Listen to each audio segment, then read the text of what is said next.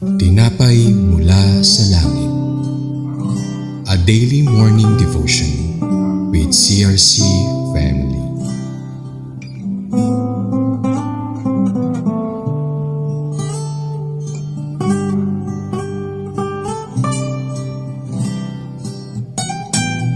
Mapagpalang umaga po sa bawat isa at sa lahat ng sumusubaybay ng salita at mensahe ng Diyos, ang tinapay mula sa langit, ang pang-araw-araw nating devotion.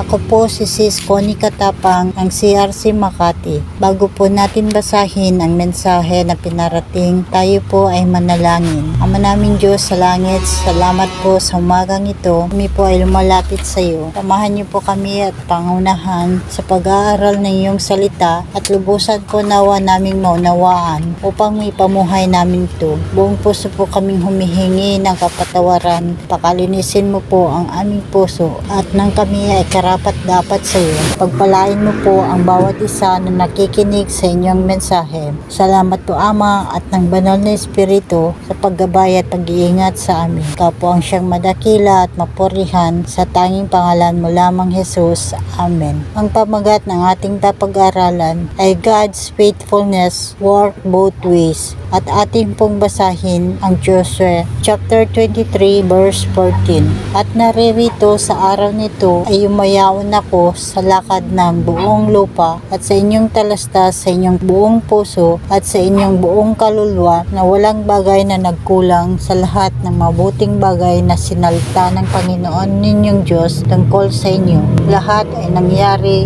sa inyo, wala kahit isang bagay na nagkulang. Ang talatang ito ay tungkol sa pagkilala sa katapatan ng Diyos, pagtanggap sa personal na mortalidad at paghihikayat sa patuloy na pagtitiwala at pagsunod sa Diyos. Pinapaalala ni Joshua sa mga Israelita ang bawat pangako ng Diyos ay natupad. Wala isa man ang bumali at nanawagan siya sa kanila na matiling tapat sa Kanya dahil darating ang Kanyang kamatayan, ang karaniwang hantungan ng lahat. Mahalagang manatili sila sa landas ng Panginoon para sa patuloy na biyaya. Pinapakita nito ang dinagbabagong katapatan ng Diyos at nananawagan sa mga mananampalataya na maging tapat din, na nagbibigay diin na ang mga salita ng Diyos ay hindi nabibigo. Bibigay diin sa kanyang pagiging maasahan sa pagtupad sa kanyang pangako sa Israel. Mula sa paglabas sa Ehipto hanggang sa pagpasok ng lupang pangako, nagiging inspirasyon para magtiwala ang mga mananampalataya ngayon sa kanyang katapatan.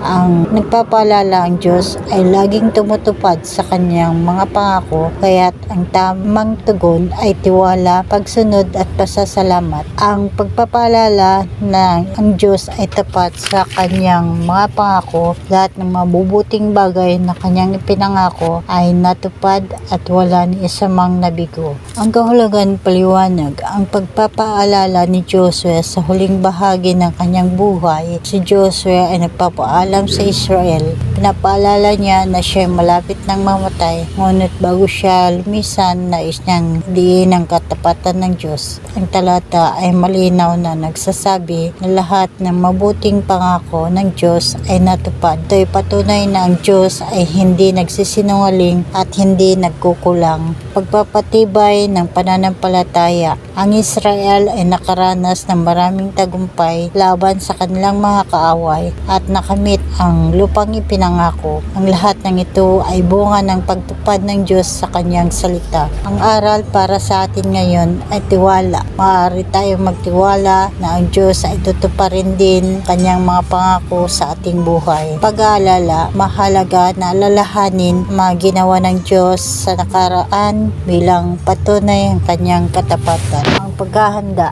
tulad ni Joshua, dapat tayong maging handa sa ating paglalakbay sa buhay. May pananampalataya sa Diyos hanggang sa huli. Isang paalala ng katapatan ng Diyos, si Joshua bago mamatay ay nagpapatunay na walang pangako ng Diyos ang nabigo. Ito'y nagbibigay ng pag-asa at katiyakan na ang Diyos ay laging tumutupad sa kanyang salita. Kaya't dapat tayong manatiling tapat, nagtitiwala sa Kanya. Panginoong Hesus, maraming salamat po sa inyong kagandahang loob na siyang nagbibigay sa amin ng pagmamahal at kaligtasan. Patuloy po kaming umasa sa inyong magandang plano mo sa aming buhay. Manatili lamang po kami, tulungan niyo po kami mas maging matatag ang aming spiritual, physical, emotional sa buhay.